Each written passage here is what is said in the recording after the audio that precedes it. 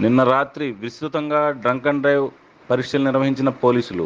ఏలూరు జిల్లా ఎస్పీ ప్రతాప్ శివకిషోర్ ఆదేశాలతో ఏలూరు సత్రంపాడు, శాంతినగర్ ప్రాంతంలో డ్రంక్ అండ్ డ్రైవ్ నిర్వహించారు. 1వ పట్టణ సీఐ రాజశేఖర్, 3 టౌన్ ఎస్ఐ, వారి సిబ్బంది విస్తృత స్థాయిలో ప్రతి వాహనాన్ని ఆపి డ్రంక్ అండ్ డ్రైవ్ నిర్వహించారు. సీఐ రాజశేఖర్ మాట్లాడుతూ, ప్రతి ఒక్కరూ మద్యం సేవించి వాహనం నడపడం వల్ల వారికే కాకుండా వారి కుటుంబానికి కూడా తీరని నష్టం జరుగుతుందని, కాబట్టి మద్యం సేవించి వాహనాలు నడపవద్దని వాహనదారులను కోరారు. మద్యం సేవించి వాహనాలు నడుపుతున్న వారిపై తగు చర్యల నిమిత్తం డ్రంక్ అండ్ డ్రైవ్ పరీక్షలు జరిపి కోర్టులకు తరలించారు.